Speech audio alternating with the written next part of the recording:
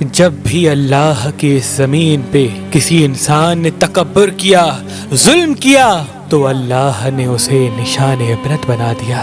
تو ویسے ہی حضرت موسیٰ علیہ السلام کے زمانے میں قوم قبط و امالک سے جو مصر کا بادشاہ بنا، جس کا نام ولید بن مصعب بن ریام تھا، جس کو پوری دنیا فرعون کے نام سے یاد کرتی ہے، وہ انسانوں پہ ظلم کرتا تھا اور جو لوگ غریب تھے ان کا حق کھاتا تھا، ان سے سخت مزدوریاں اور کم اجرت دیتا تھا، اور جو انسان اس کا غلام نہیں بنتا تھا اس کو قتل کر دیتا تھا۔ تبھی اللہ نے اپنے نبی موسیٰ علیہ السلام کو حکم دیا کہ اے موسیٰ، فرعون تک میرا پیغام پہنچاؤ کہ وہ انسانوں پہ ظلم نہ کرے، ورنہ اللہ کا عذاب ان کو لے ڈوبے گا۔ جب اللہ کے نبی نے اللہ کا پیغام فرعون کو دیا تو وہ مذاق اڑانے لگا اور کہنے لگا یہاں کا خدا میں ہوں اور میں کسی کے حکم کو نہیں مانتا۔ تو بس اللہ اپنی نشانیاں حضرت موسیٰ علیہ السلام کے توسط سے دکھاتا رہا، اور پورا مصر حضرت موسیٰ کے معجزات کو دیکھ کے حیران ہوتا گیا۔ کچھ ایمان لے آئے اور کچھ فرعون سے سوالات کرنے لگے۔ بالآخر فرعون موسیٰ علیہ السلام کے معجزات کو دیکھ کے اس بات تک آ پہنچا کہ آج میں موسیٰ اور اس کی قوم بنی اسرائیل کو قتل کر دوں گا۔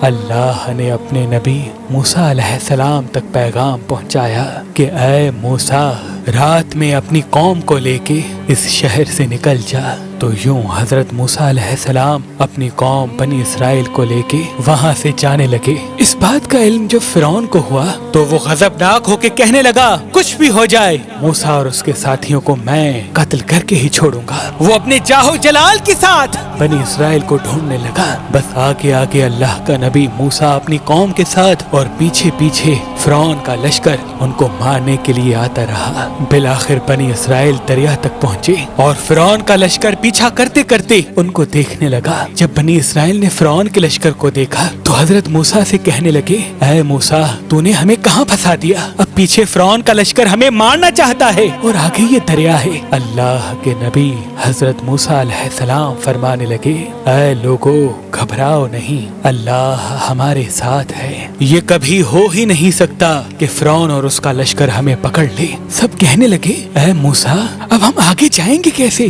بس اتنی دیر میں آواز غائب آئی اے موسیٰ، اپنی عصا اس دریا میں دے مار۔ تو بس جیسے ہی موسیٰ علیہ السلام نے اپنی عصا دریا میں دے ماری تو آدھا پانی اس طرف آدھا پانی اس طرف، اللہ نے بیچ میں رستے کو واضح کر دیا۔ تو بنی اسرائیل کے کچھ قبائل کے لوگ کہنے لگے اے موسیٰ، ہم آپس میں بنتے نہیں، اپنے خدا کو کہہ کہ ہمارے لیے الگ الگ رستے بنائیں۔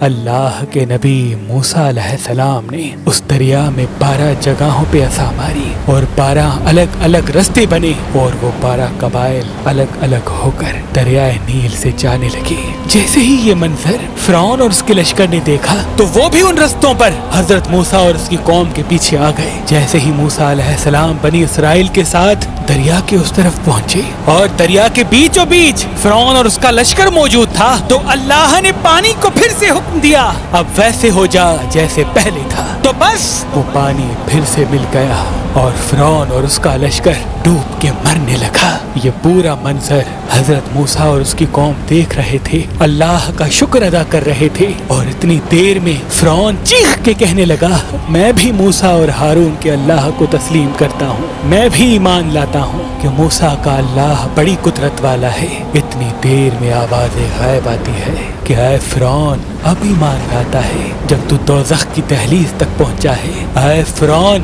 ہم تیرے تکبر اور تیری لاش کو آنے والے لوگوں کے لیے نشان عبرت بنائیں گے، تاکہ ہر انسان یہ جان لے کہ زمین پہ انسان کو تکبر راس نہیں آتا۔ آج بھی اللہ نے فرعون کی لاش کو نشان عبرت بنا کے رکھا ہے۔